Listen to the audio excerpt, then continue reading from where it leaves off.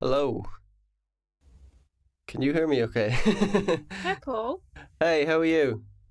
Hey, I'm good. I'm Can good. can you Sorry, Cool. I'm eating a bit of chocolate, sorry. Easter, isn't it? I had a chocolate egg today too. Oh, did you? Yeah. I haven't had an egg yet, but I'll get to that point. You got to work your way up to it. It's my one vice in life is chocolate. That's Everything all right. else, yeah, everything else, whatever. But chocolate, so it's Could a be bad. worse, Paul. Could be worse. I know. How long were you working on the book for? Because it's not like there's a lot of stuff I have to read. I'd say it's I mean this in a good way. It's a book you Ah, kind of have to read like twice. There's a uh, lot of stuff. I mean that in a good it's way, because yeah, it's really there's a dense, lot. isn't it? Like I really Yeah, pack it down. Yeah. yeah. I was like, I really liked it. I thought it was great Thank you. because it's not like a It's not really. I wouldn't say it's a biography. It's just No, and I there's liked the plenty of Bowie biographies out there, yeah and also, it's this thing like you write about Bowie, but Bowie was in a way like a performance. I love yeah to read like a David Jones biography and get the real story about the artist's life, but yeah I feel like a lot of what we see in the public domain of Bowie, on stage and through the lyrics and through his interactions with the public, a lot of that was a performance, I think. Um, yeah yeah and I think David Jones is a completely mysterious character. And so yeah. yeah, you read a lot of biographies and stuff, but I feel they don't really dig down to the real nature of the artist behind it. Yeah. I like to kind of hear about. I liked the way you did. You deconstructed the songs musically. And sheet music and everything. That was because I'm a musician, so for me that's cool. I don't. Yeah, Sometimes you don't want to hear all the gossip. You just want to kind of get to the root of like what he is. well, that's the thing. And I remember when I started mixing in Bowie studies circles, because that's the thing, Bowie studies. Bowie I remember studies. coming, yeah, I remember coming down to Melbourne for this Bowie conference, and I Wow. think I was the only musicologist there. I think there were a lot of people there who were really interested in Bowie as an academic subject, but in terms of Mm. his contribution to culture or his transgression of gender or his use of fashion or his transgressive use of art. And so everyone was talking about, look at the way he looks and look at his hair, and no one was actually talking about the main part of his artistry, which was as a composer and a songwriter. So many songs, so many albums, the main thrust of his career, and no one was really talking about it. And so that was when I got the feeling that, number one, there was an appetite of people who wanted to talk about it Yeah. and didn't really understand how to dig into it, why Bowie's music sounds so unusual, or why they're drawn to it, even though it's so stylistically varied. And so that was the thing that fascinated me. It's the artistry. As a composer and as a creator of music and a performer of his own songs, how he just completely inhabits those songs. Yeah. And I wanted to talk about that as the starting point and not this strange, psychosexual fascination that a lot of people have with Bowie. I wanted to just talk about the music first. Yeah. Because there is that thing with Bowie. I he, I guess it's part of the problem he put out because he wanted that. I think at the start, like he kind of liked that attention of and I think as he got older, you could see he just kind of shied away from it. Because I always found it weird when you watch him in the '70s, and he's kind of like an alien, and then you watch him on Jonathan Ross show, and he's like this affable kind of lovely guy. You're like, they're like a different guy. It's so weird, like. So he's kind Yeah, of many. He had many parts of himself, and I think he was constantly changing or trying to find himself because it's hard being a rock star. I can imagine because you just have like it's weird. Like how weird would that be? People think they know you and they don't know anything about you, and yeah. it's an odd one. It is odd. And also looking back at the 70s, there's evidence to suggest that a lot of the theatricalities and a lot of the artifice that he embedded in what he was doing as a musician, there's evidence to suggest that some of that is like almost like Dutch courage in a way. Like, it was this way of constructing something that wasn't a shy person. It was this persona that could handle all of Yeah, these things. I think his early girlfriend Hermione said something to the, to the effect of, he felt brave in costume and behind a mask. He understood how to perform with a mask on, not necessarily, be like a Bob Dylan and be himself and Yeah. sing from the heart about anything. Is very much about, in the eyes of this character, this is how this character would behave. And so, that gives him a kind of shield, I suppose, and also a convenient excuse to keep changing up all the time. Yeah. Yeah. Which I think is good. I think it's invigorating. Yeah, I love that about Bowie. I always loved that no album was really the same. He Yeah. always was constantly trying to. And it's kind of weird. When I was younger, I was at the period of like everyone didn't like Bowie. Bowie wasn't cool, and I remember my friends going, because fuck Bowie. And I'm like, come on, man, Bowie's. I got into Bowie when Hours came out, but that was my kind Oh, of. Yeah, me that was too. really. Yes. Yeah, Yes. oh, that's cool. That's cool. Yeah, and yeah, I loved Heathen. Like Heathen's one of my favorite Bowie records. Same. I Same. I Yeah. I did not know. The way you think, oh, I know a lot about Bowie, but I didn't know about the Richard Strauss. In your book about Richard Strauss, how he was trying to connect that to. I was like, whoa, that is super interesting. And then you kind of Yeah. you view it back and you go, oh wow, yeah, you can see the connections of what he was trying to do with. It was interesting. Yeah, it is interesting. But I am the same as you. I sort of discovered Bowie when I turn 43 next week. So when I was in my 19, 20, early 20s, Yeah, I was like 13 discovered or something. Bowie.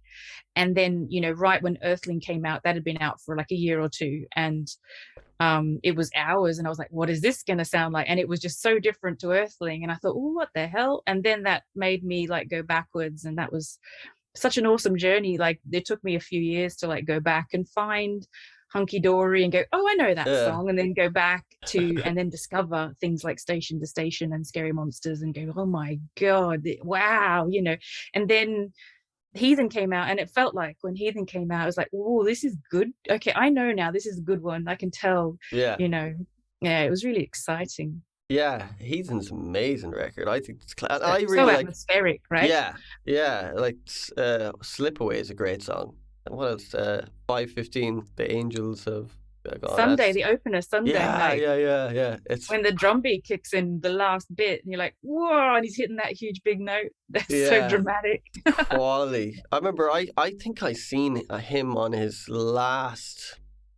Must have been one of his 10th last concert or 15th last. I remember the one that he released that was put out in Dublin.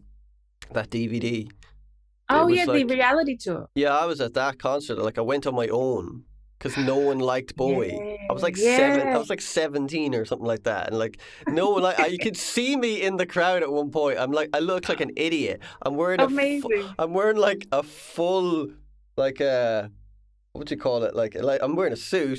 But it looks like those mafia suits, like the pinstripe suit. I look like such a gimp. I was like, oh my god. And I was looking back on the DVD when he died, and I was like, holy shit! I think that's me there. I think that's me because I was really close. I was really close with it. With a And pinstripe suit. yeah, Bless yeah. your I heart. know. Oh, you put effort in. Yeah, Good on it you. was my graduation suit. I said, I'm fucking gonna wear this up Oh, to Bowie. I know. yeah. Dandy Damn Warhol. straight. Wear your best suit. Yeah, Absolutely. exactly. The Dandy Warhol supported him, which is quite funny. Yeah, And people I were like, remember that. "You're shit," and like the guy started like giving off to people, and I was thinking, kind of are a bit shit. Like, why would you open for David Bowie? Like, what is your goal here? Like, there's no point. There's just no point. So Yeah, did you see him on the reality tour too? Yeah. I did. I was still living in Australia um, during that period when he was doing the tour, and he came to Brisbane, my hometown, Cool. and like for 2 nights or whatever. And I paid like all this money, hundreds of dollars, Australian money, to go to that gig. And I dragged my friend along. He didn't want to come. And I was so excited. And because at that time, he hadn't played a live gig in Australia for like 20 odd something years, like Right. not Yeah. since the Sound of Vision tour or whatever. Might even have been Glass Spider tour. So Cool. it had been such a drought. And so I was just super excited. And then I knew I was moving to England, and I thought, when I get to England, I'm going to follow him around like a real nutter.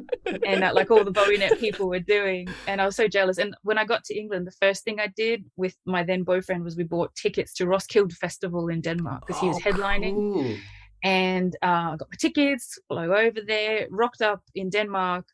And then there was this like, I remember it very clearly. There was like this newspaper front page that was in like, it was up everywhere saying, you know, something, Slipknot replacing David Bowie because he just had a heart attack the night before or something. And so I just missed out on seeing him again live. But, you know, it was for a serious reason. Yeah. Yeah. And then that was it. Never played live again. Oh, that's crazy. So, except for that, you know, fashion rock stuff and those little bits he did. Yeah. Yeah. And I suppose in a way, you could say, if you're trying to stretch it in extras, when he does a little fat man. I know that's not live, but it's a performance. Chubby little loser. That was so brilliant, man. I remember when I seen it, I was like, that is gold. Because it's a great show anyways, but it was so good, like Bowie just ripping into Gervais's character. It's like, oh man, that's just class, man. Yeah, brilliant, wasn't it? So good. And it was in your book, I liked the way, you know, there was there's some leftover songs you were saying, and you were saying that sometimes it's kind of best we don't hear everything. You know, I kind of agree with that. You know, sometimes if you're given everything, you're kind of like, oh, well, I know everything now. And there's like, you know, the mystery of things kind of, you know, it's like the Beatles. I think that's why the Beatles are still so popular, is because it ended. It just stopped. It ended. They didn't go on for like 50 years like the Rolling Stones, and nothing against the Rolling Stones, but I like things that have an end. I agree with you, but also like I think people, they want access to Bowie's demoing process, you know, and that's where I draw the line, because, you know, I'd be mortified if, you know, someone went through all my drafts after I died and started making them public. You know, the creative process I feel is quite sacred, and you don't pry into that process. And it's unfortunate for Bowie, really fortunate for Bowie, everyone loves his music, but it's unfortunate that like there's such an appetite for any little tidbit, because he's got such, you know, an iconic posthumous legacy. Yeah. And he's got an estate, and he's got, I guess, a whole industry of people who are making lots of money off anything that he's touched. And so, you know, I always live in fear of the people who are running his estate scraping the barrel and putting out something that was never meant for anyone to hear. And, you know, because his process, you know, this is one of the things that I dug into for the book, was just like, what was his creative process, you know, and up until the late period, he would always get musicians into a room and collaborate with them in real time, and the tape would be rolling, and then they would, you know, look through that material and sift it down into music. And those like incremental versions, you know, those reels would be locked away in an archive somewhere or destroyed. And then in the late period, he was creating demos and emailing them to musicians, and then they were working on them, you know, remotely, and then separately, and then together. And I just don't feel like every single song that he wrote a demo for should be heard. I think anything that came out on an album is yes. And then, you know, all these other mythical things like Blaze and, you know, any other little demos and bits and pieces, I'm just not interested, just out of respect for him. You know, that's how I feel. I don't need it. He gave me like so much music. I don't need it, you know. Because like you're a musician, so you know as well as I do. Like, you know, you do certain things when you're demoing stuff out that are just mental. Like, I know sometimes when I'm playing piano and singing, I'll be like singing nonsensical words that make absolutely no sense, just so you can get the kind of melody in your head or whatever like that. And if everyone heard all the stuff you're doing, like, that guy's fucking insane, you know. So it's, but it's just the process, you know. Everyone has their own little process. Yeah, there's this legendary Bowie song called "Shilling the Roofs," and it was for the Gouster album, which was done at Sigma Sound, that ended up becoming Young Americans in 1974. And you know, people heard about this because it showed up on a reel that ended up on eBay at some point, and you know, all sorts of shenanigans went on where the estate snapped it up, and there was, you know, no one heard the rest of the song. And like, so the first verse is what everyone did hear. And it sounds like a lost masterpiece. So everyone sort of went a bit mental for this track. And I ended up going to the Philadelphia, Drexel University in Philadelphia, where the reel is. And I listened to it because I was writing a paper about it for a conference. And I was about his process. and I heard the whole song, and like the last half of the song, it's got mistakes in it. There's a whole verse where he's doing exactly what you said. He's singing doody doo lyrics, Right, nothing, right. and he never finished the song. And it's like, why can't anyone accept the fact that he didn't finish it and it's not meant to be heard by anybody? I say that today, knowing that someone leaked that thing on YouTube literally 2 weeks ago. So now it's out there. And Right. probably what will happen now is, it'll get cleaned up by somebody, or the estate will end up releasing it. But it just makes me sad because it's not finished and you Yeah, chose not to finish it. So why don't you just leave it alone? Like, that's how I feel. yeah. And yeah, and I just don't want any half-baked stuff to come out and and at least just pollute what was a beautiful final 3 years and beautiful outputs, in the, like, what I wrote the book about. I just don't want anything to take away from that, just because everyone's feeling greedy. Yeah, I agree. I think they're kind of, in my opinion, there's too much stuff coming out about Bowie now. I don't think he would have proved half of this stuff, like this shit, like live albums and remixing every Yeah, record he does. Like, come on, man. yeah. It's just like record companies trying to cash grab on a guy's legacy, and it just, I don't know. Like every week I see there's a new Bowie thing out, and I was like, But like come on, the man. music is one thing, but like socks and Barbie Yeah, dolls yeah. and stamps, and I mean, you Yeah, go to the Bowie store and it's like hundreds of t-shirts. It There was that pop-up shop in Hedden Street, the Bowie 75. You go in there and it's like tat, it's t-shirts right. and messenger bags and necklaces and badges, but like really expensive. And Yeah. it's like, I mean, I sound like I'm just a bitter old Betty, oh, it's not the same when I was a Bowie fan, back in the 90s when no one liked him. I don't want to be like that. But at the Yeah. same time, it's weird watching your musical hero become a t-shirt, become an icon in the sense of like an Elvis or a Marilyn Monroe, like an image, Yeah. and that above everything else. It's weird, and it took me a bit of work to like come to terms with it. Yeah. It is weird, even in the fact of that he wouldn't be down for that. Like, I don't know the guy personally, but what I know of him, it seems like, that wasn't his vibe. He was more like an artist who happened to be huge, because I'd like to that's, think so. yeah, Yeah, I'd you like to know, think so. not like you see Kate Bush socks everywhere. Kate Bush is kind of like that too. She's more about her music and stuff like that, as opposed to Yeah, like yeah. Kate Bush mugs or you know what I mean. It's kind of be weird just seeing Kate Kate Bush. Bush Barbie doll. Yeah. Imagine that. Hounds of Love edition. But it is true what you were saying. I know people think, oh, it's kind of hyper or whatever, but Bowie was not that popular in the 90s. Like, he really wasn't. Like, he was popular among a certain group, but he wasn't like that. I remember critics shitting on him, like, constantly. I'm Oh, like, yeah. Yeah, yeah. yeah, And I didn't really know the extent of it because I came the late 90s and I was in Australia, which is a different planet as far as culture is concerned, back yeah, then anyway. And so I had no idea. And I came to England and people were like, oh, yeah, Bowie's name was Mud for like a good, you know, 13 years, like since the Glass Spider tour was panned by everybody in the UK press, and yeah, all the way through Tin Machine, his name was Mud, all the way through his experiments with jungle and drum and bass and electronica, and then everything up to Hours where people just panned it and, yeah, called him has been. And then, you know, it was all terribly, terribly received in the press and really mean, like the really hurtful stuff being published about his music. And it's like, oh, wow, yeah.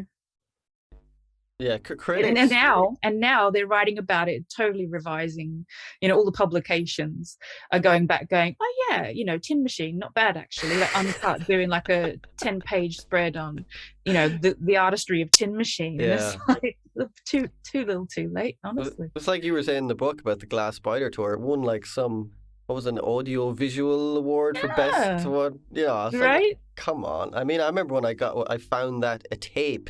You back in the day, they had this shop where it had all like these bootleg fucking things up in Dublin, and I remember going up there just because go to Dublin was like a trip for us. So I used to go into the shop and had the glass spider tape. You know, it was a proper VHS, and I remember getting home and I watched it like, what the fuck is this? Because this was like, Yeah. oh, like this is mental. Like it was just like, I'm not into that whole like Bowie with the coif hair and the fucking cheesy like big suits. I was like, nah, man, that is not my vibe. Because like I was like listening to like Low and everything, and then I see this shit. I'm like, what the fuck is Yeah. this? Like, I mean, I do like Let's Dance and all that, but they wouldn't be my records. Like my records are like Low, Heathen. I love Black Star. Black Star's one of my favorite Uh, Bowie records. I just love it. And nothing to do with mm, he died or whatever. I just love it just because good. it's just amazing. Like it's Yeah. just it's it's like a record that's kind of on its own from all the other records in a weird way. I know it's Bowie, but there's just something so even the production of it, and he's the jazz players and Yeah. just a class Yeah. record, man. That is more kind of like Heathen, Low, and Black Star. I think Oh yeah. they're my three. What about you? Well, Black Star's my favorite, just because it's so elegantly executed, and again, it's not just about it being like this kind of swan song, Yeah, although that makes it more powerful, obviously. But just on its own, as a standalone thing, I remember thinking when it came out while he was still alive for those few days, I heard it over that weekend, and I was just like, he's back. This is fresh. This is new. This is exciting. This sounds like nothing else on the planet. Like, yeah. wow, this is so good. And every song is killer, and it's deep, and it's, oh, wow. I was absolutely, I knew it was special, and I knew that it was something like a new direction, like him sort of facing a different direction with his music. It was so exciting when all of that came out. Yeah. And then, of course, all the pieces falling into place after he died, and you see how it was constructed as this, as this thing, and it all just made it even more amazing Yeah, it for me was, anyway, and it drove me to write about it. But yeah, Black Star for sure. And then I'm really attached to Scary Monsters and Super oh, Creeps. it's a class record. I just think it's just, I mean, it was my favorite up until Black Star came out, and I would always say it sounded like it was produced yesterday. Yeah, Doesn't sound like it's 40 years old, 42 years old. Um, and yeah, I've always just thought that was amazing. And I think Station to Station, um, okay, that's a quality record. just for its intensity, because it's really Yeah, intense record, but funky. And yeah, and yeah. like, I like the sound of like a psycho breakdown happening, and the hitting rock bottom from drugs and paranoia to the sound of funk and soul. Like, to Yeah, me, that's yeah, yeah. that's like, yeah, Cocaine fueled music. yeah. It's like, hit rock bottom, but make it funky. It's quality. Yeah, you can't go wrong with Bowie though. Apart from I can't that cover. I mean, I am a massive like for me. It's like Bowie, the Beach Boys, and the Beatles and classic. But I Yeah. love the Beach Boys. Like I mean, I love the Beach Boys. That cover of God Only Knows. That is the worst thing I've ever. I hate that fucking cover. It's so bad. I was like, I never. I was like, boy, what are you doing, bro? I was like, man, what the fuck? I knew when I heard it first, I was like, holy shit, what is that? It was like, if you should. I was like, no, man, no, But he man. starts off like, and then at the end, he's done so many key changes that he's like, and he's like playing it like a trumpet, like his voice is like a trumpet. So mental. But you have to, like, I don't know, I feel like I have to tip my hat a tiny bit to like just the drama and the audacity of it. Like, you listen to it and you're like, well, that was a whole bunch of choices. Like, Yeah, you took some risks with that. yeah, That's sometimes, I feel like, all right, David, fair play, but that didn't, you swung. yeah. You didn't hit the Definitely ball. swung. Definitely swung. I think I think if it was him a few years ago before he died, he would never do that. You know, if it was him. Now I can't say, but I think when you get, when he was huge at that kind of time, the whole "Never Let Me Down," "Let's Dance" time, he did do some questionable choices. I think because it was, he was gunning for that. You could see that he wanted to be kind of like a pop star at that stage, and then when he got it, he was like, oh, I don't like this. It was like So he was probably making some questionable choices. So like, hey, you should do God Only Knows. Really? Oh yeah, I'll do that. Well, it's a good song. It's one of the best Oh, songs ever it's written in one the of the history of greatest songs. humanity. So I why would you agree. not like Yeah, give it a yeah. go? I think that's probably best to leave it. Maybe that's like, maybe just leave that. I've So always thought that like Bowie's covers are really hit and miss. Like rarely do I like a cover I like when he does Cactus. one. Cactus is class. Yeah, yeah, but it's not as good or even close to the No. Pixies version. Similar to like Night Flights from Black Tie White Noise. Is like, yeah, it's good, but like it does nothing different or better than Yeah. Scott's version. So Yeah. I think he you was know, just kind of playing around. It's like, sometimes you're at home and you do an old cover song. You're like, fuck it, I'll do an old cover song. But he was just like, fuck it, I'll put on a record. So, there is that. I kind of like that. He didn't really give a shit. He was just like, well, I'm doing what I want to do. And that's admirable. Even if you I failed, like, always thought that God only there was knows. I thought there was a bit of charity in it. Like I always suspected, I mean, I don't know one way or the other if it's true, but I always suspected that some of the covers he chose to do, particularly the Iggy ones, were in the knowledge that his audience would buy lots of records and that would cut him a few checks, and I feel like with the Pixies that was that as well, like he wanted to raise awareness of this band that he loved, Yeah.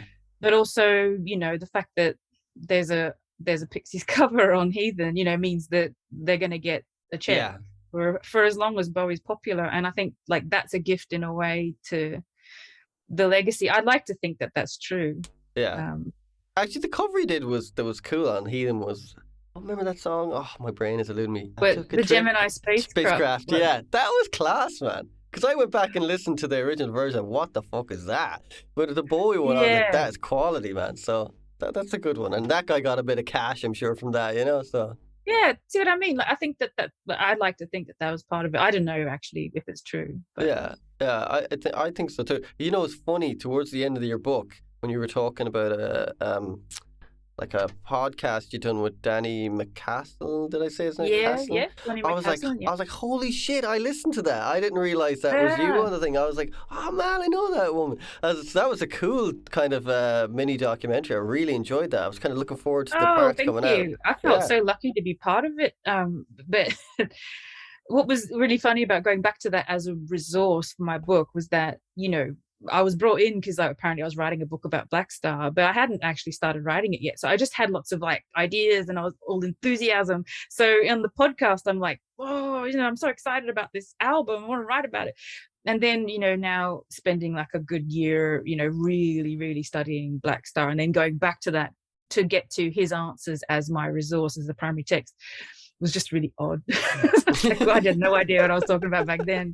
Or now at least I've got a better idea and I'm writing about it. But yeah, it was weird. Cool. I liked that. It was an interesting kind of little podcast. It was cool. I was looking for. I don't know. Was that 2 years ago? Maybe 2 years Yeah, ago. it was in like just at the start of the pandemic. So like a few months into 2020. Yeah, that definitely was because I just definitely because I'd moved back. I was living in Berlin and then I'd moved back and I was kind of like, at the start of the pandemic you're like, what the fuck am I doing?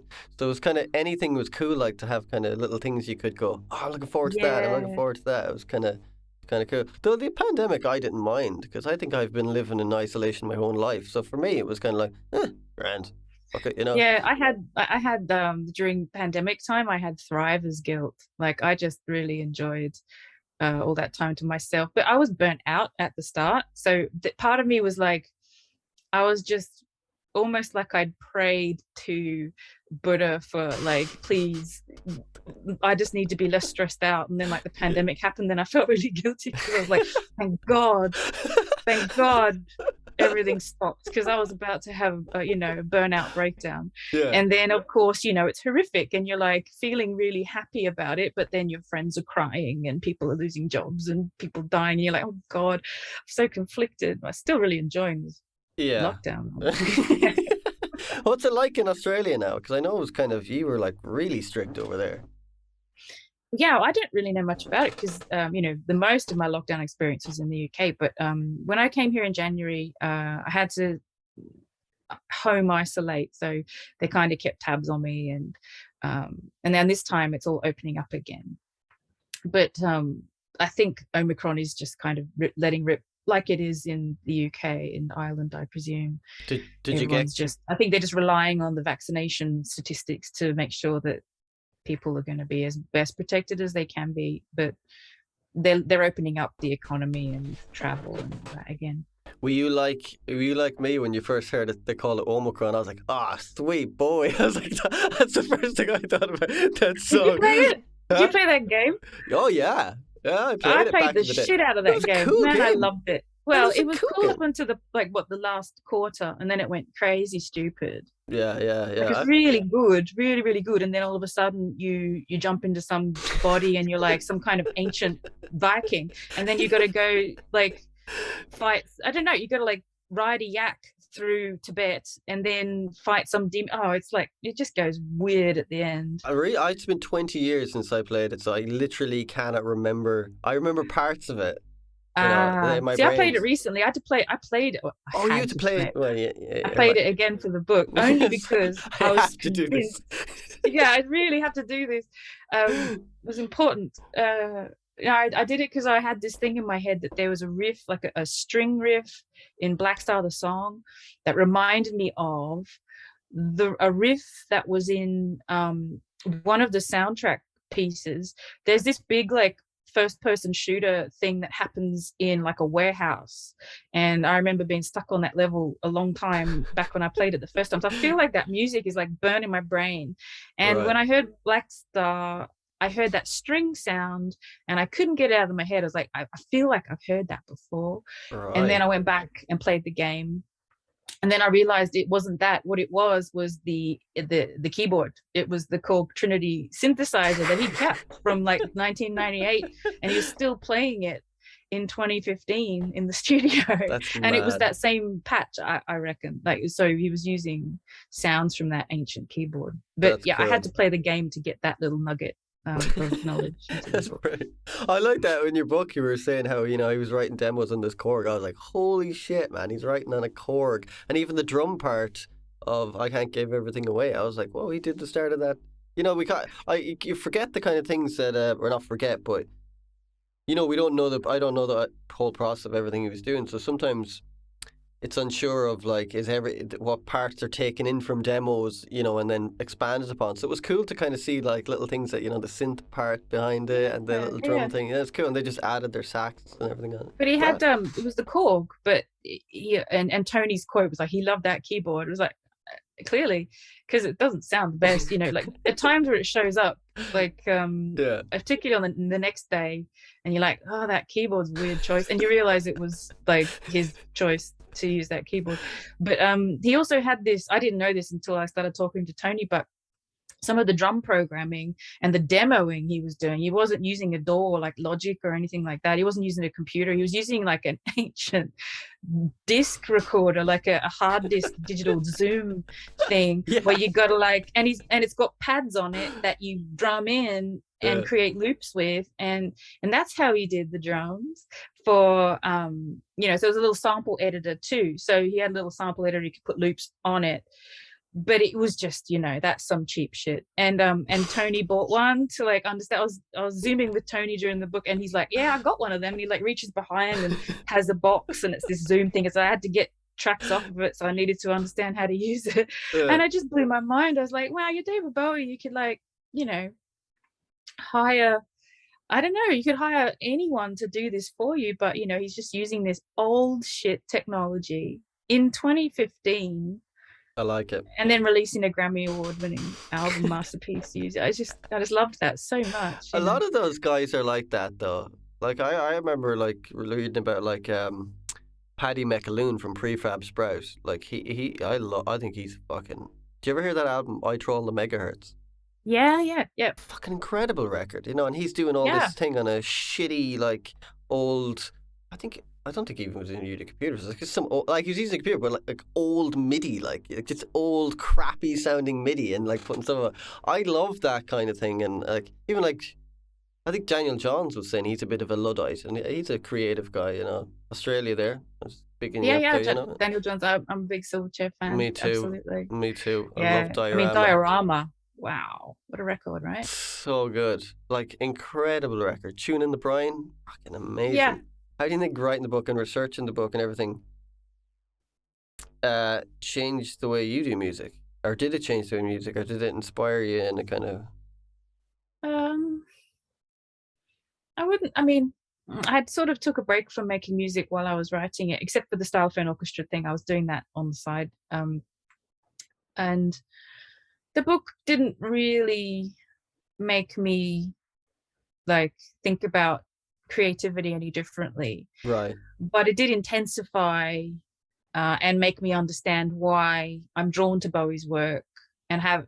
I don't have an affinity with it, but I have a relationship with it in the sense that like Bowie sort of shows me ways to be creative that I can try, and that's been really valuable for me in my career, just in general, as an academic and as a musician. Mm. And this whole sort of embracing chaos and playing games and approaching material from different ways, different mindsets, different persona, different approaches, philosophical approaches, and just taking lots of risks and working intellectually but also intuitively. Right. All of this stuff that I kind of, when I analyze Bowie's music and I see his creative process but also analyze the outputs and how they work and how much thoughtfulness goes into them, it does spur me on to want to create as well. But I wouldn't say that this piece of mine is inspired by that piece over there, or I've tried to like reverse engineer anything that he's done. It's Yeah. more just a kind of permission to try things. He often talked about, particularly from the 90s onwards, he would quote Eno in this saying where he said, music's safe, you can crash your plane and walk away from it. And this idea that like, yeah, it's true, like, so what's the worst that can happen? It Yeah. ends up being shit. Yeah. Big deal. Better to have tried and learned something than to not try at all. And so that kind of bravery, if you call it bravery, that kind of level-headedness is what inspires me a lot, and it makes me unafraid to try things that are different, and also unafraid of failing, Yeah. because you learn when you fail stuff. For sure. Yeah, and it's a really valuable thing to do. And if you're always protecting yourself from failure, you're preventing yourself from learning and getting better. And Yeah. I think yeah, but Bowie taught me that. yeah. I think when you do music, being a musician, I think some of the best thing is to get a bad review. It's kind of like, because if you believe if you believe the good reviews, you gotta believe the bad reviews. And it's like Yeah, yeah, the yeah. only thing that kind of matters is, I know this sounds like a weirdly selfish thing, but it's just you. You're the only.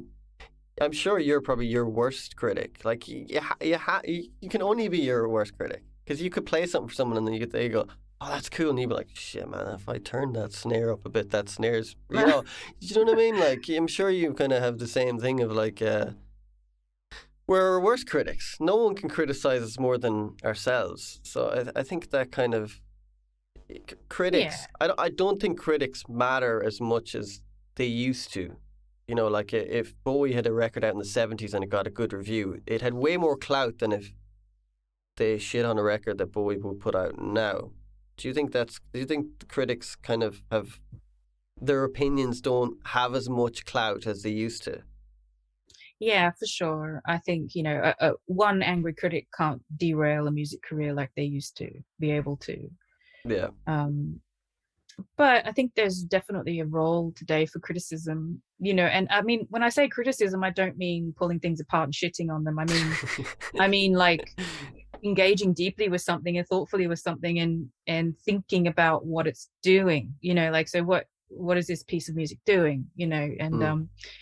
and critically thinking about it. I think there's a big hole at the moment in the culture of, that kind of thoughtful response to music. It seems to me that a lot of music is in the background of life and not in the foreground of our attention. Mm. I listen to a lot of music, in day to day, but rarely do I actually sit down and listen to stuff really deeply, unless I'm covering it for The Wire. And like writing for The Wire has been a really, really important lesson for me in terms of, that music, you can engage with it at different levels and it will do different things. And sometimes we give music a disservice by engaging with it shallowly, and to Mm. listen to it as part, like one track as part of a playlist on Spotify, or to listen to it while on your commute or while you're doing housework in the house. And then to then go online and say, well, this is shit music, I feel is a bad thing to do. But if you Yeah. actually sit down and listen to music and give it your undivided attention and consider the intention of the artist and consider what the choices are adding up to and what's going on and what the stuff is saying, and then talking to others about it, that's how culture works, this circuit of culture. This is how, we art is made, and we talk about it and we create meanings around it, and then that informs what's made next, and that it goes on. And I feel like that deep engagement impoverishes, when it's not there, it impoverishes culture. And so there's definitely a role for criticism and think pieces and long form writing around music, but I certainly don't think in this day and age, in the 21st century, you can have like somebody setting themselves up as the arbiter of cool and proclaiming somebody's music terrible and then their careers going. I don't think journalists can cancel music. No, that's a good. That's a good thing, though. I think that's a good thing, because it's like Yeah, I you were think saying. so. I think some. I've read. I remember the NME from Speaking of Silverchair. They give that, like, they said it was like wanker record, or so. They said something. They gave it 2 out of 10. I'm thinking, come on, man. Even if you don't like Yeah. it, listen to the musicianship, the orchestration, the production, everything like that. But it was just like, this isn't cool. This is shit. And I think Yeah. that maybe they had. I think they had a bit of clout back then when Diorama was out. Do you But remember even like as recent as the mid noughties when Pitchfork were like doing those I get 0 out of wet. 10s? Andrew WK. They gave him a shit Yeah. review, and then they you know, Yeah. you know, Right. And there are bands that like got a 0-star whoa, rating from Pitchfork and they have disappeared. So there was a point where Pitchfork did do that to artists. wow, that'd be a cool And it's quite documentary. recent. Be a cool Yeah. documentary, wouldn't it? Like, No, just to, somebody wrote about it. I remember there was a really good essay about it and just sort of tracing back those bands that got those bad reviews and where they ended up, and like talking about it to this day. And people are oh, hurt still yeah, about that happening. And yeah, it's a really interesting story. I'll try and find the link and send it to you because it's really good. dude, that is cool, because Yeah. it's like, you put your whole. Even if I don't like music, you have to admire that someone's gone out and they've created something. It might be the choices I would make, you know what I mean? But you're still doing something. And imagine doing all that work on something, and you think it's good, and you're like, okay, I like this and whatever, and then Pitchfork, if it's 0 out of 10, and Yeah. ostensibly you're done now, it's over, you're fucking done. Like, that would be like Yeah. soul destroying, especially if music is your life in essence. I know that it, Yeah. Yeah. I it's know. it's just it's an odd one. Yeah, it is. And I'm glad that, I don't think any one publication has that kind of power at the moment anymore, which is good. Yeah, for sure. I meant to say to you about I never knew. The play Lazarus. Mm. I didn't really know much about that. I kind of knew Michael C. Hall. I listened to the soundtrack, but I didn't know the story. So when you were describing the story in the book, I was like, this is fucking insane. I was like, Oh yeah. have you seen it live? It's mental. Yeah, Like, a few times. can you understand it? Well, yeah. The thing about it is it's really hard to understand in a cold viewing. Like, say you go Right. in going, oh, it's based on The Man Who Fell to Earth, the book by Walter Tevis. Okay.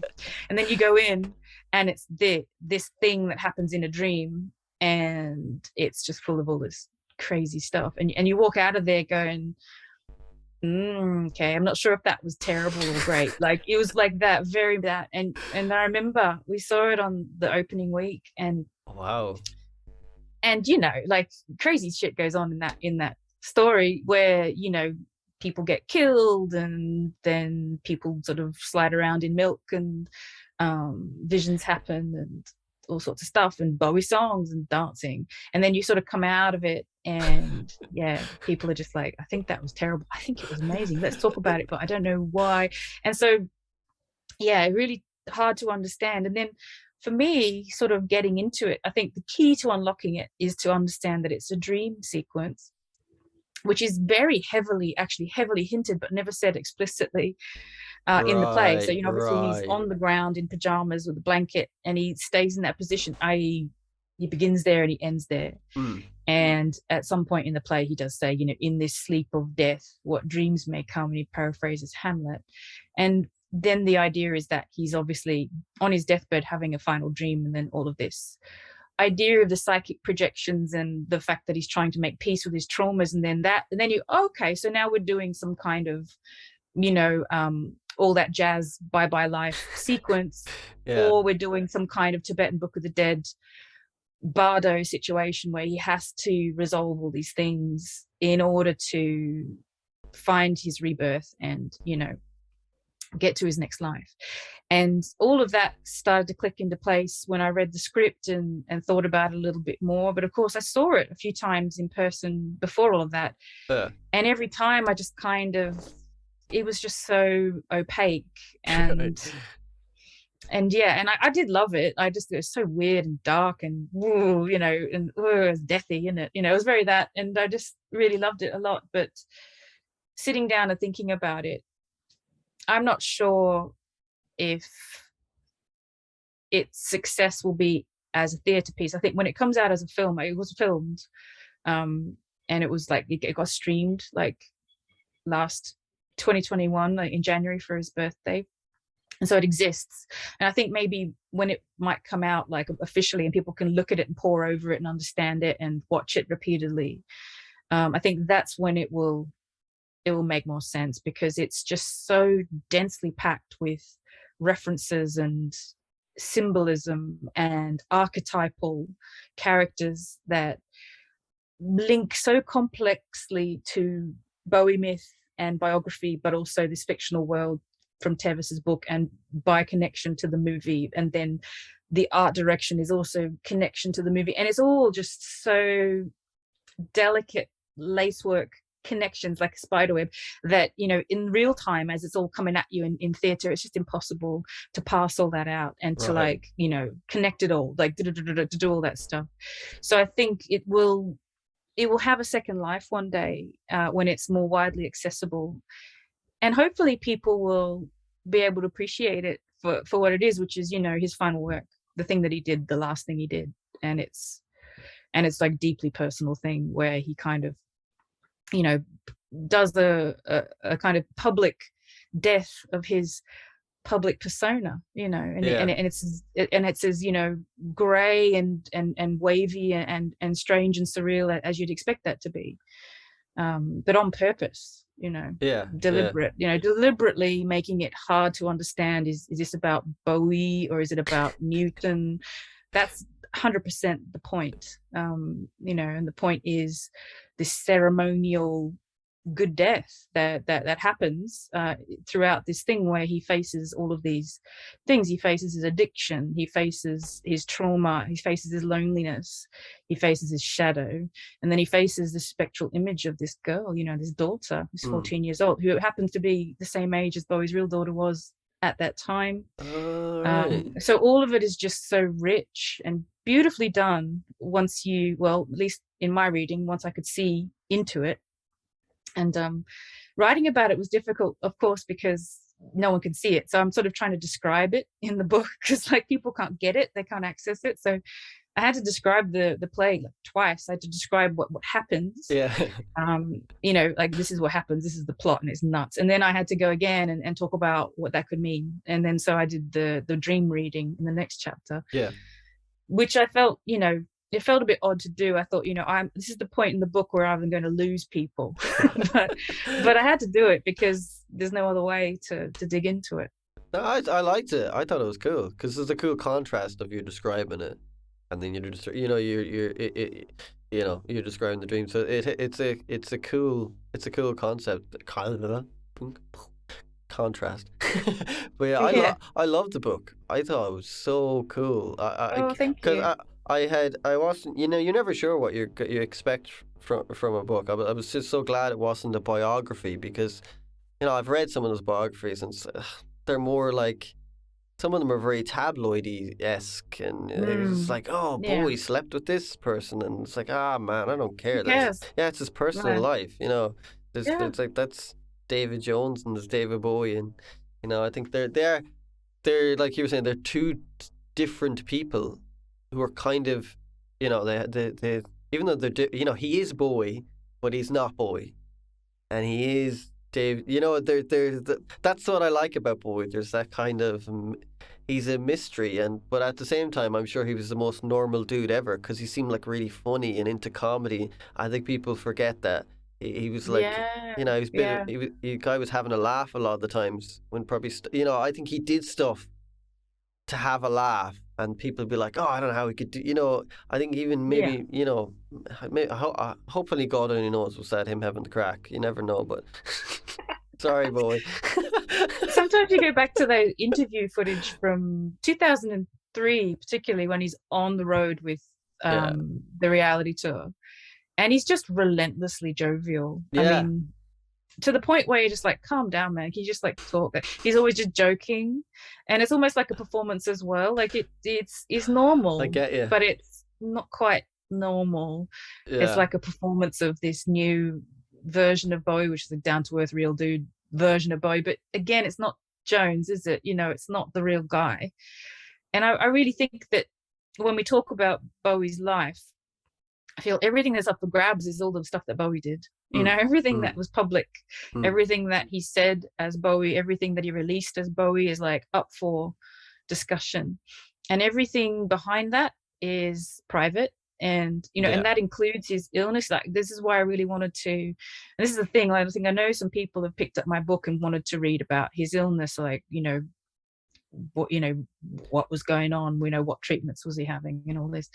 And in my view, you know, he talked about his illness in his work, and that's those terms I can use, you know, and so he can talk about mortality and you know, illness in the terms that he used in his work, and that was the as far as I could go, because really, you know, the very last song that he put on Black Star, I Can't Give Everything Away, like you can read that song as a mutual kind of like boundary setting. You know, he kind of says there's something really wrong, and you know, all the serious stuff's happening, but then he breaks into it and he says, I can't give everything away, I can't tell you everything.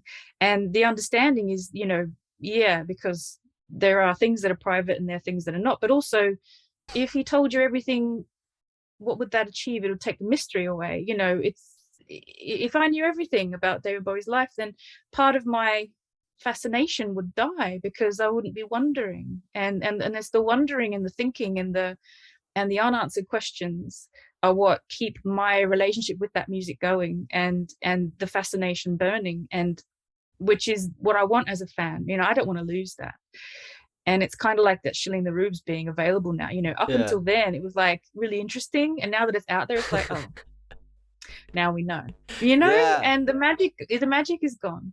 And I think that's a shame when that happens. So for me, the line of personal privacy is like super clear, mm, and mm. you don't cross it. Yeah, I agree. As humans, though, we love that kind of thing of that Yeah, something we want to know everything, but then when we do know everything, we're kind of like, I didn't really want it. You know, it's like getting something yeah, for Christmas. You wait so long for it, and then you get it. You're like, it's all right now. You know, there's yeah, something I think great about like you know, I think that's why God as a concept or whatever. It's such a because we don't know.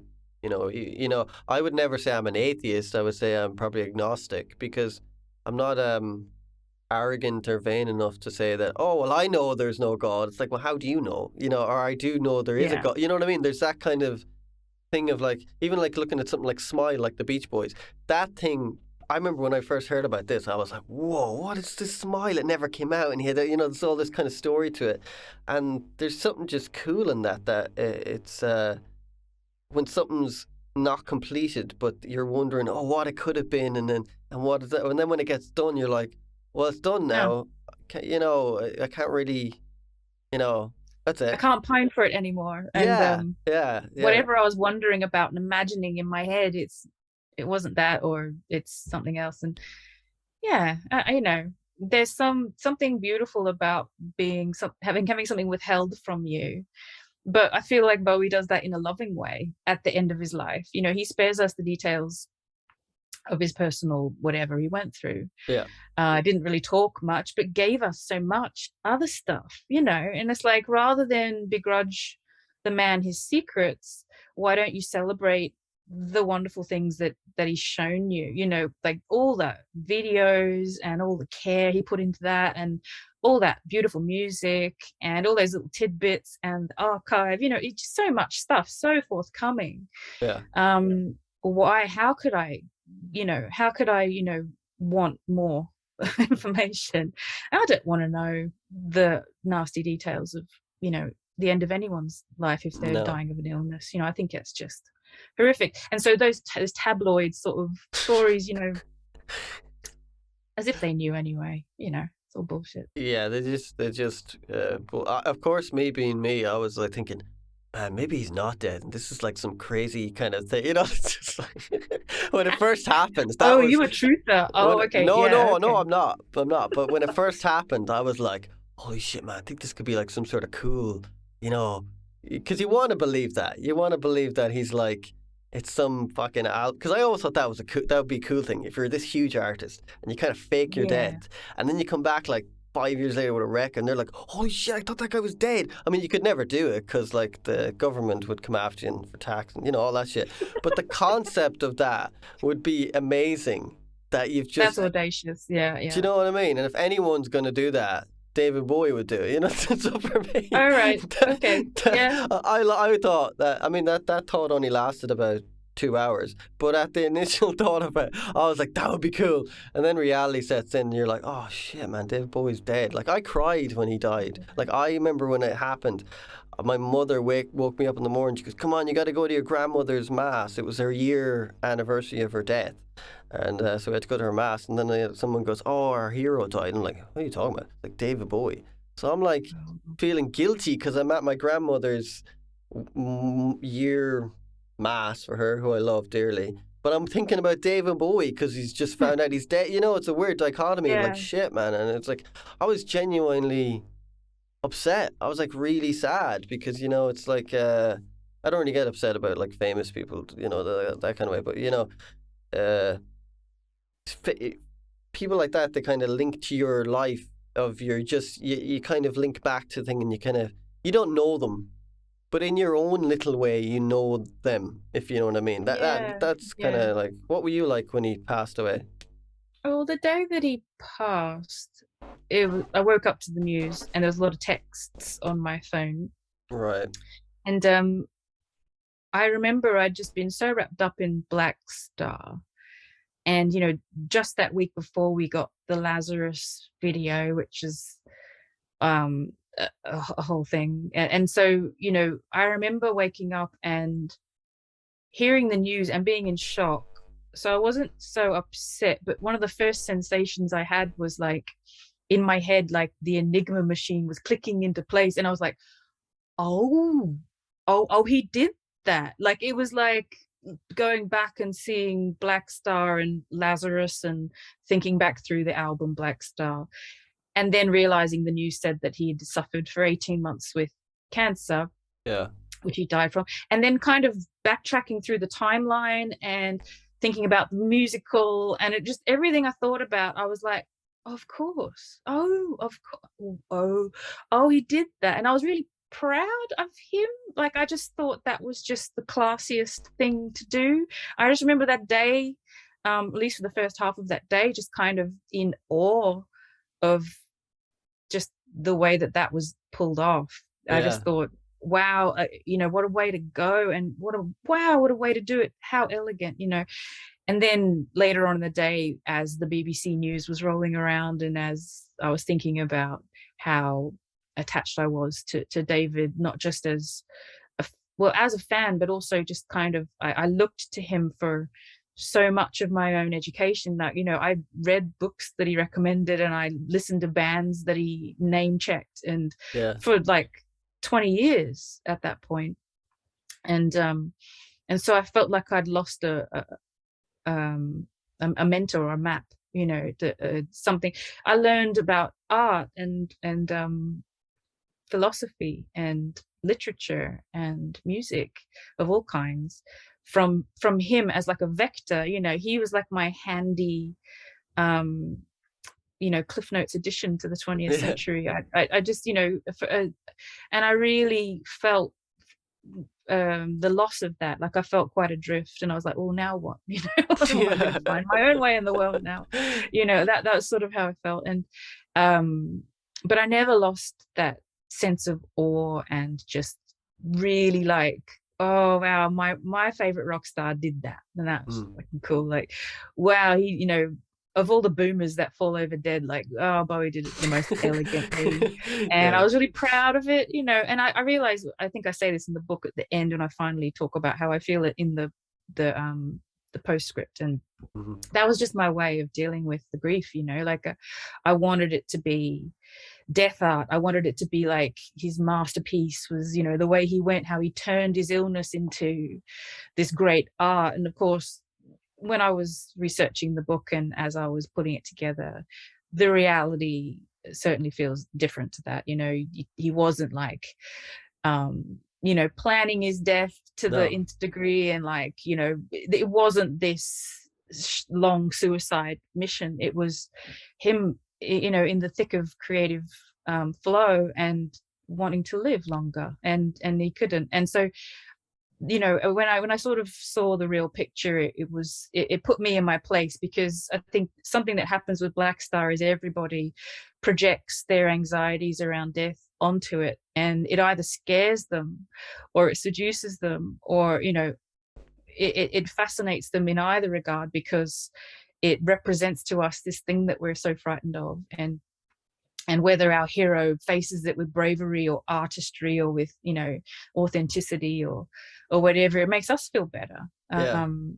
And so I wanted to pull all that stuff away, and that's the reason why in the book I really don't talk about how I feel about the music necessarily. I just try and look at what's there and then piece together from what's there what things could mean, and then look at it kind of like a constellation and go, well, now what do we see and what can connect? And isn't that interesting? And actually, when you do that, you don't lose anything. Actually, when you take away your feelings and you take away your anxieties about death and the end and illness, Yeah. and what you're projecting onto it and what you want it to be, you take all that away and just look at what it is, it's even better.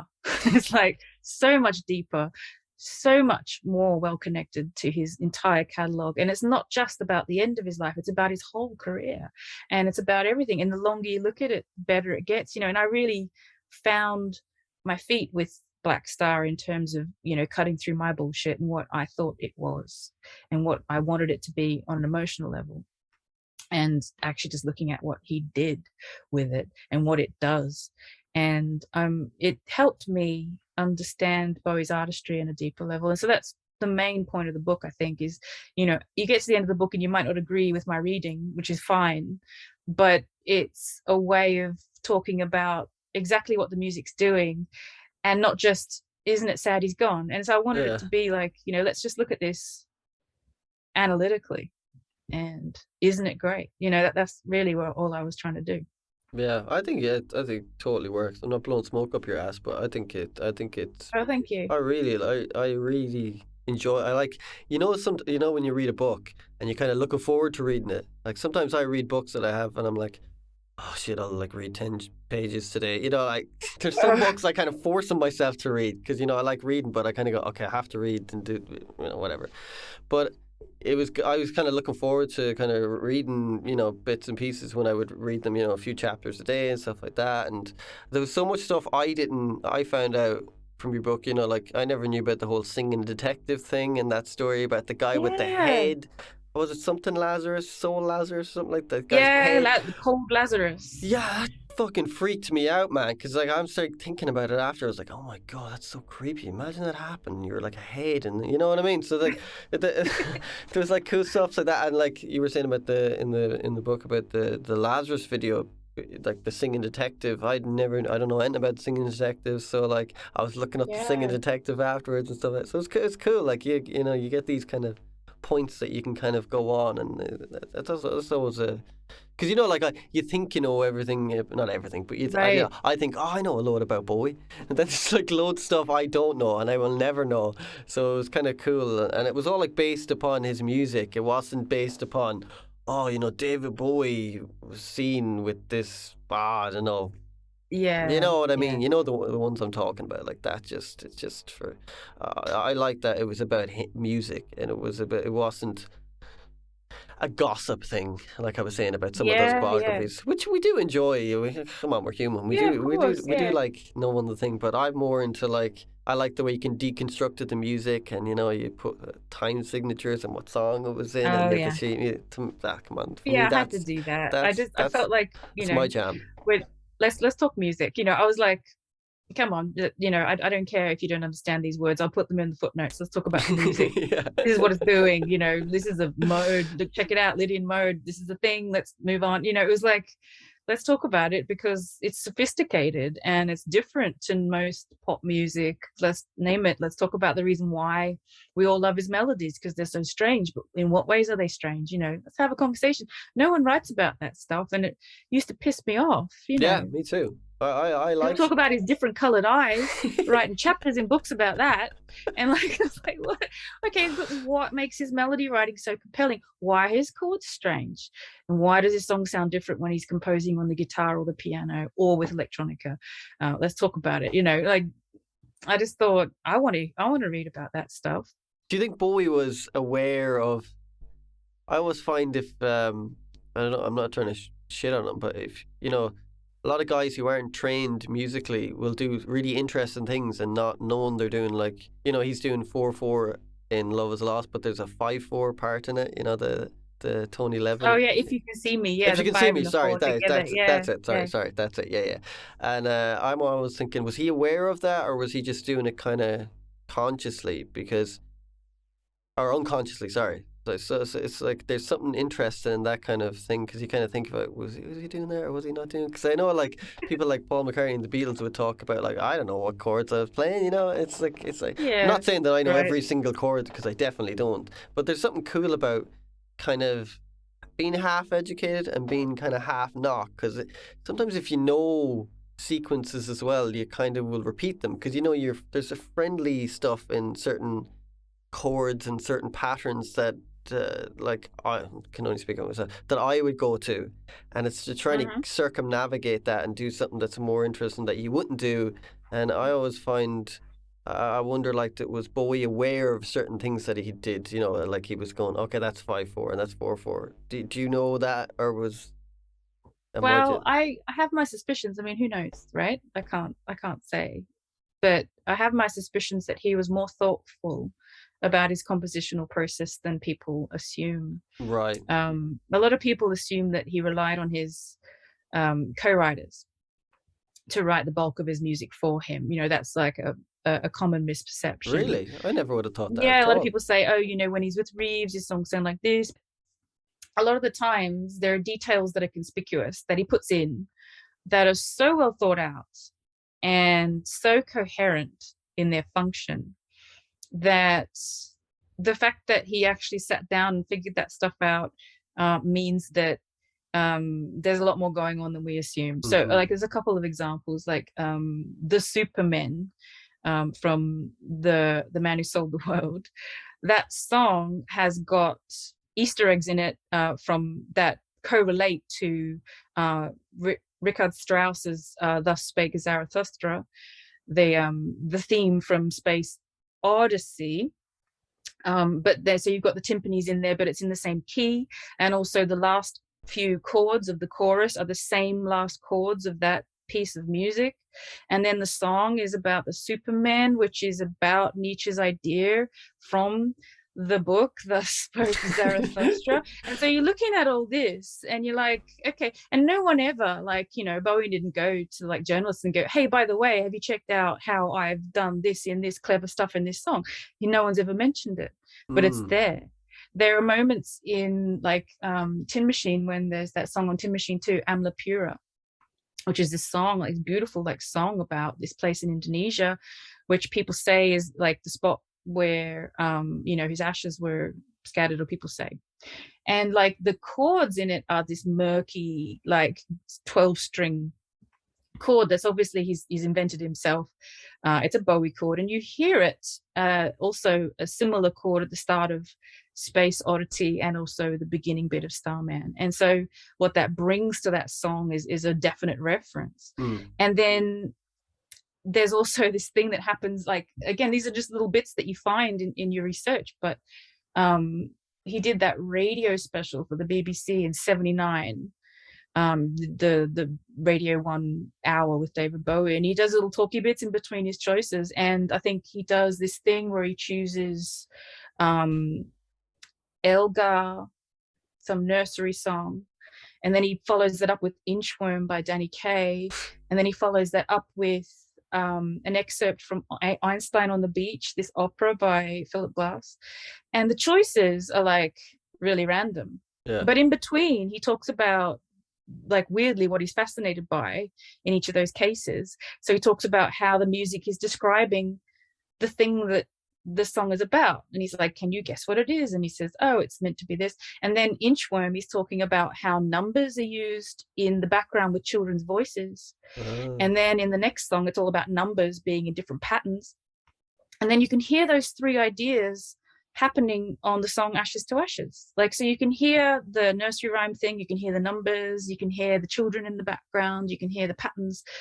And so I really think that it's my suspicion, but I really think that he's more thoughtful in constructing his ideas and references than we give him credit for. Do you think he's and more I think trained? Certainly, Do you think he's more trained? well, I think certainly there are songs where he's hopped on the guitar with someone else in the room and he's written Boss of Me, right? He's done that. Right. But there are also pieces of music that he's just overthought that people don't pick up on. And I think aspects of, like, If You Can See Me and the way that that's written, and the reason why it is the way it is, because it doesn't make sense as a piece of music on paper. Yeah. But it makes sense if you position it within the whole picture that he's trying to make you see it in.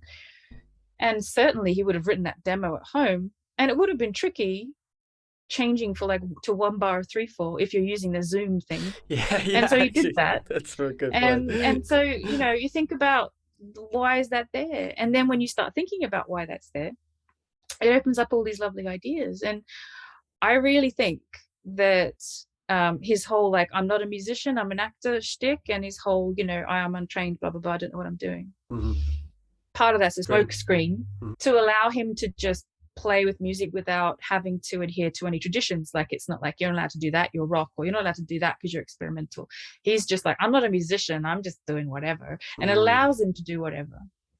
Like Brian Eno did the same thing. He's like, I'm a non-musician. It's like, bullshit, you're a composer. You compose music, you know. And it's what they say to distance themselves from intentionality and from tradition and from buying into music culture and then being trapped by its norms and its rules. And I went to the David Bowie's exhibition. One of the first things you see when you walk in there is a string arrangement in his own hand on notated score. And then people say, oh yeah, he went to a couple music theory lessons.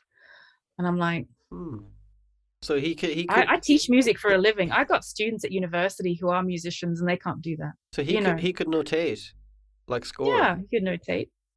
Okay, that makes a lot of sense when you kind of look at some of his tracks, because, you know, people kind of, we tend to overlook a lot of guys who are just, like you were saying, like, oh, well, I'm just an actor and stuff like that, which is, I think that's kind of interesting. It kind of leads more into a composer side of Bowie than a rock star side of Bowie, which for me is more interesting as a composer. Yeah, than, you know. It's what I believe. You know, I'm sure people want to argue with me about it, but you can't not be a trained musician and write Life on Mars. You can't transpose your way from F to A via D flat.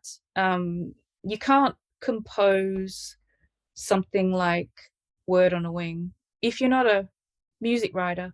And he's used modes so much, you know, and I don't think that you can't just explain that away by saying, oh yeah, his brother Terry exposed him to jazz.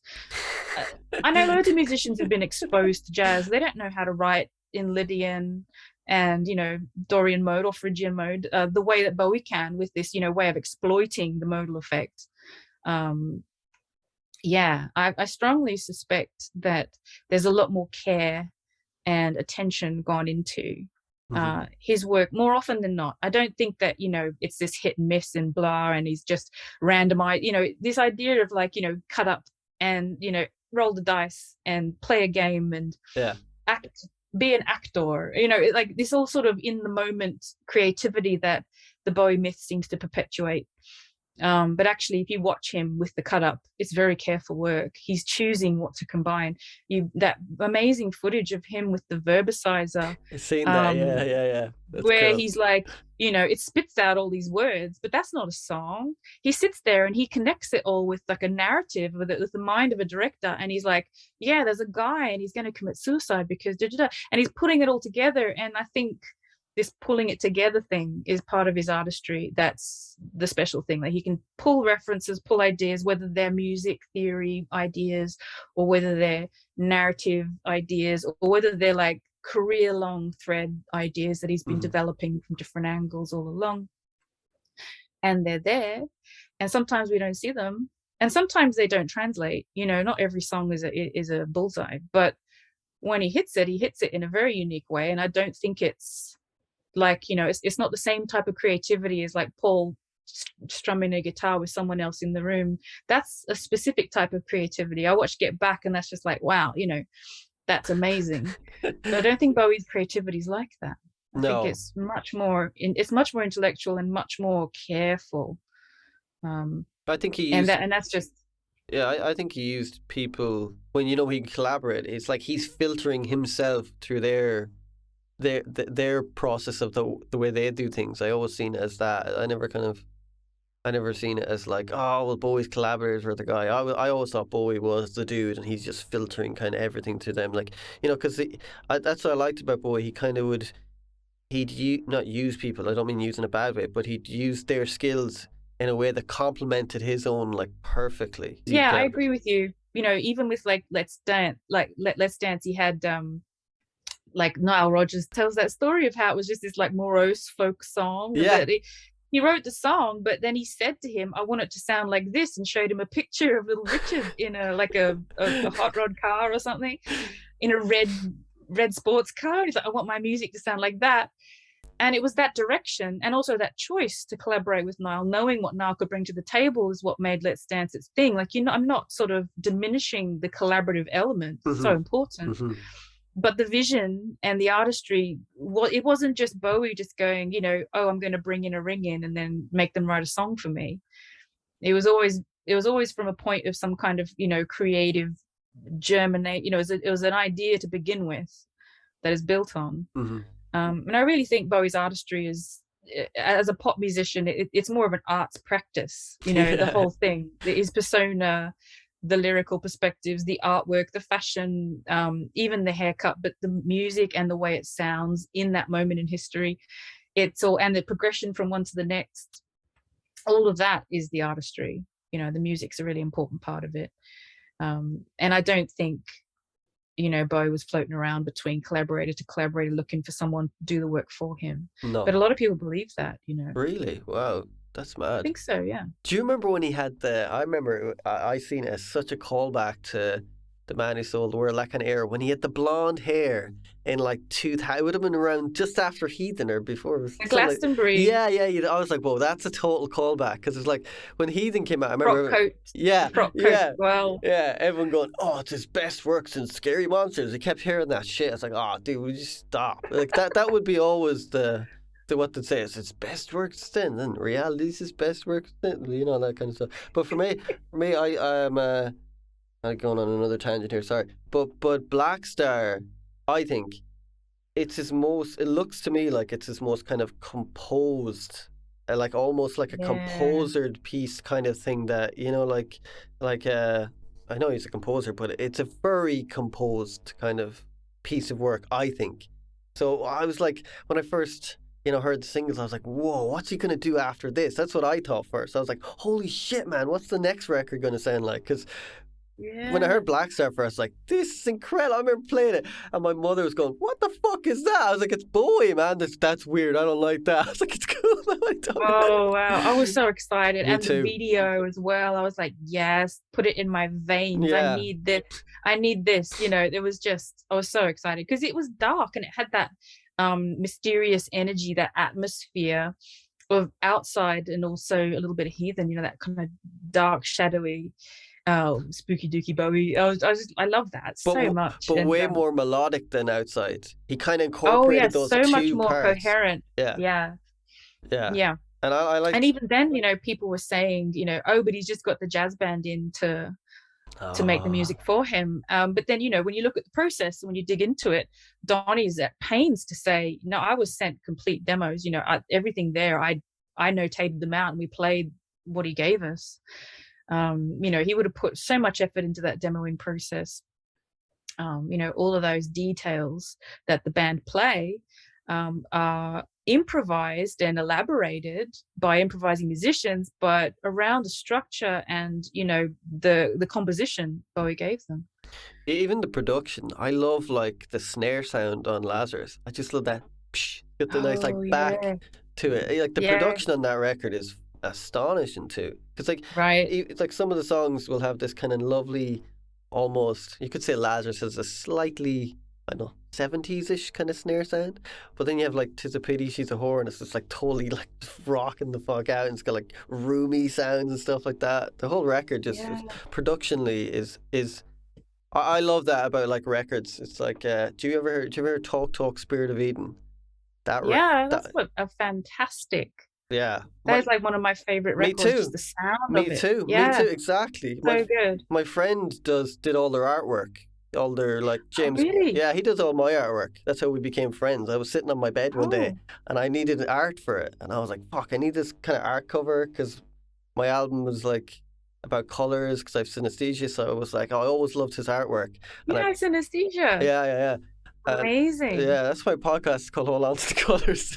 It's my first album is called Hold On to the Colors. So it's funny. Ah, It's funny because my first guest who I had on the podcast is a synesthesia researcher. And oh, yeah. She's Caroline Kerwin.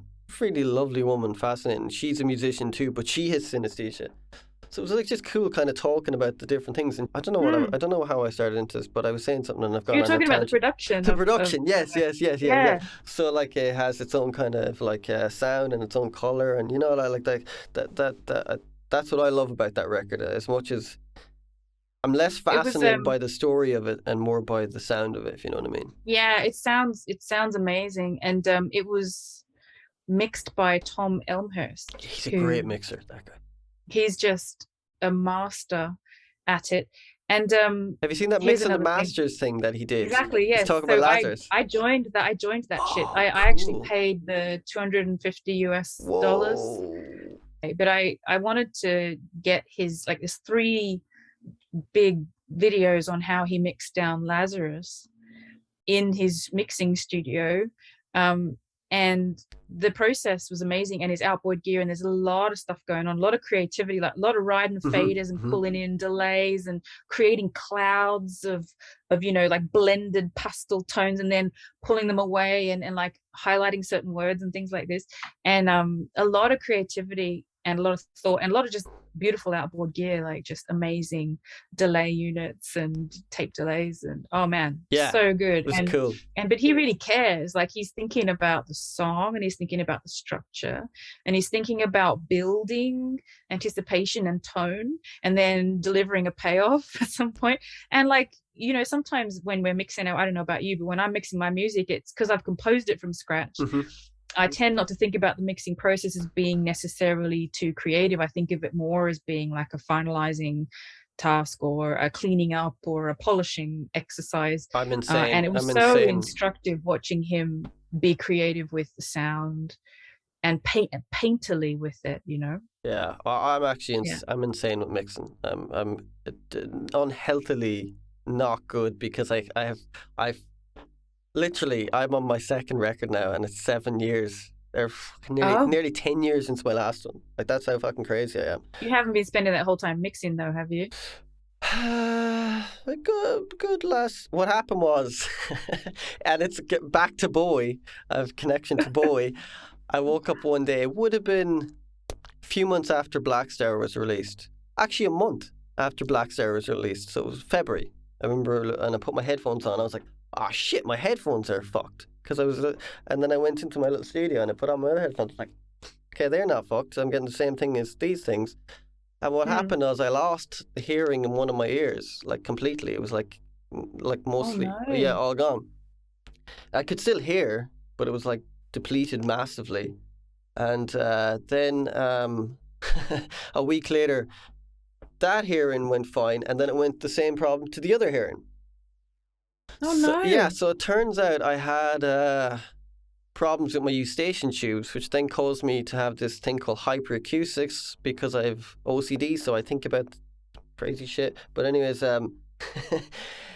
I concentrated too much on it. So by you get hyperacoustics by kind of, it's an inner ear thing, but also anxiety kind of heightens it. So Oh wow.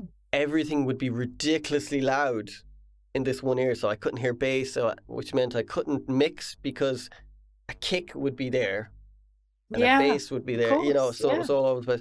So it's only the last 2 years now out of like 4 or 5 that my Oh hearing's my actually God. come back. So my hearing's perfect now again. Oh wow. I'm So glad to hear that. yeah, But wow, that must have been so stressful. yeah, it was shitty. Like it was really bad. All I would listen to was like classical music and jazz music because even though cause jazz, some of the old records would have the drums pan to the left, so it Yeah. was like, well, they're Yeah. panned anyways. I don't give a fuck.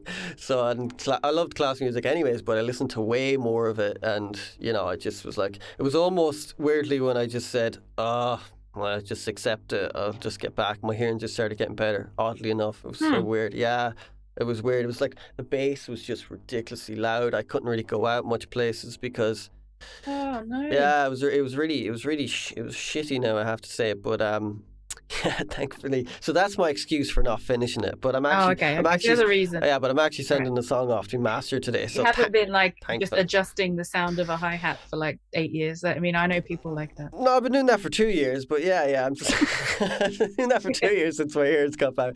But anyways, before I've probably taken up so much of your time. I'm really sorry. No, I'm a it's all right. I'm a Just someone's fuck trying to call I'm a me. I'm just fucking telling them to go I'm a away. That's all blabbermouth. right. What's your new music sounding like? Um, yeah, so I kind of tentatively got back into making some music recently. I've made a few little pieces for Biggo and Twiggetti, just like one-off. So I've got something coming out next Friday. Cool. Just this sort of rework of something that Jim Perkins released. And then I did something for the Perceptions compilation, Perceptions 3. But the big thing I'm working on is a project with this saxophonist called Lara James, who played on my album Rococo Shea a few years ago. And she actually got some funding to do this piece of music together. And we're making it about like psychogeography. So Oh, the idea of female psychogeography, so spaces where women can sense that it's not safe, and how does that feel? And we're taking like field recordings from those places, and she played saxophone in some of those places. And we went to Poinders Road where Sarah Everard was snatched, and a few other places in London. And we also did some places in Cardiff where she's based. And I'm working on that right now, and it's sort of quite dark and intense, but really enjoyable in a way to sort of think about feelings and sort of in your body, how does stuff feel? Because I think that if you sort of stop with words and you stop with trying to be intellectual, but just think, how does my body react to these sounds and to being in that space? And as a female body, how do all women react when we feel this way? And then how do we turn that into musical ideas? Kind of frees you up because you're not making quote unquote ambient or contemporary classical or whatever the heck, people have asked me to do in the hmm. past. And it's just is what it is. So that's quite exciting. And I'm working on that in bits and bobs at the moment. I think what like DAW are you using, or do you use a lot of outboard, or how are you writing stuff? So yeah, I composed usually in the DAW, usually Logic for composing. If I'm in the studio, like Visconti Pro Studio, I'll Tools. be using analog, maybe like using tape, or Wow.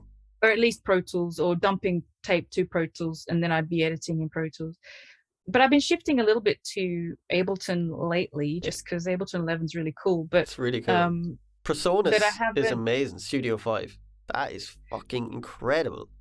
Yeah, there's so many great tools, and I think sometimes it does me good to change up my comfort zone a little bit. Like sometimes I don't feel comfortable. That's when I come up with some of the stuff that feels nice, like for me, like I never would have thought of that otherwise. I'm really into like affordances and limitations. Like when I went to tape and I felt out of my depth with Ricochet, like I did things that I never would have done otherwise. And like I'm really proud of that now. So I'm always looking for ways to make myself feel a little bit uncomfortable, and changing up the technology or using different things is sometimes the way that I do it. So you recorded that So, that album to tape? Ricochet, Oh yes, wow, that is which cool. was like for a door composer, it was just like so No click tracks. No. yeah, vulnerable making. No, I made click Oh, tracks. did you? I mean, Oh, I get you. yeah, So you kind of made them and then kind of played it into. but the non-ability to edit, I mean, the pressure I put myself under to rehearse and play stuff perfectly, and then when when you can't get it any better, or you have to erase that take to do it, try it again, so you get to this point where you're like, you know what, I can live with that mistake, and then the mistake becomes something you love about it, and then Totally. you start getting in this weird space of like, you know what is good, I don't know anymore. So it was a real journey for me, and really killed my ego as a musician, because without editing, usually I'm like on the piano and I can edit myself, comp my perfect performance and feel good and call myself a pianist. But in tape, wow, yeah, really, really felt like, oh, I'm a bit shit, aren't I? Like it was good for me to feel that way. And I feel like, that album has like the least amount of ego of any of my projects. And I love it for that reason. Cool. So I'm definitely going to check yeah, that analog is out. unforgiving. I like that though.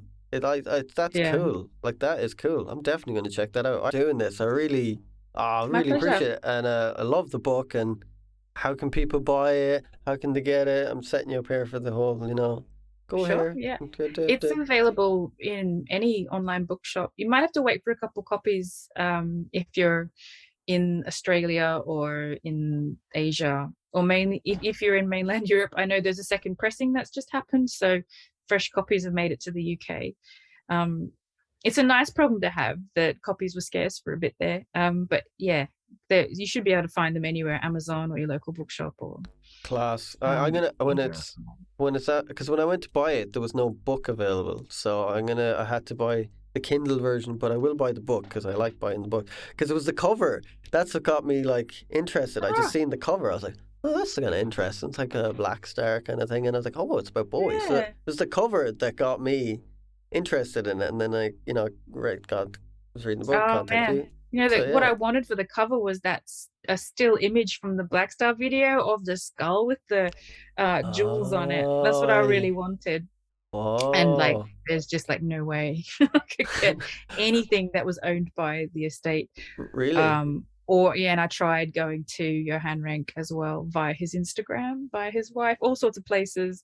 Yeah, no chance. Why But wouldn't why it they turned out just okay they anyway. were Got just that image. why wouldn't they give it to you? Did they give you a reason? They were just like, nah. Well, the Bowie stuff, anything to do with Bowie's estate owning images was just off limits. They wouldn't license anything. And I Hmm. couldn't even use, like, I checked with Barnbrook, I couldn't even use, like, the 5-pointed star is free to use anywhere, but if as soon as you put it next to Bowie with the word Black Star anywhere near it, that's like owned by them. So Oh, it's all sewn up. I also liked that wow. image that he came up with like the lines that diverged and there was like a dip in the middle. And I asked him about that, and he said, "Yeah, no, they own all of that. They even own Can't him have now. it. They bought They him. own the grid. You can't even They- have a grid with a dip in the middle." You're done. They own stars, constellations. You're fucked. Nothing you want. Any black stars, done. I know. Can't put a black star next to Bowie's name. No, That's someone's IP apparently. you Yeah. can't actually. Oh, can you? So okay, Not jeez. to, not on a product. You have to license that stuff. Wow, jeez. Yeah. That's I did another. manage to get licenses for some of the lyrics though. That took a bit of doing. I can But imagine. I can but yeah, imagine. you know. That see, I don't think about these things. I'm reading about. I don't think I don't know that you need a license to reprint lyrics, and it makes sense now when you say it. I'm like, okay, yeah, that makes sense. But you don't. You're not thinking that you need to. There's so much more than you just writing a book that you have to do. Like, isn't there? It's Yeah. crazy. What's really stupid though is that like the lyrics aren't allowed, and I had to pay RZO to like use some lyrics, more than 3 lines. Wow. But they're totally fine with me like transcribing whole sections of music. Like I'm like, I wrote out like, you know, the music, the melody, the chords, the tempo, everything. That's fine. But I can't use those lines of words. It was just so stupid, you know. That's odd. You should just do a book with like 2 lines in it and a load of sheet music and just say it's a book and just sell it. It's like Transcribe all of yeah. Leah's it's transcription of Black Star, no lyrics. It's essentially sheet music. This may not be sheet music. They're like, oh, that's fine, but just don't say any words or you're fucked. I know, it's so stupid.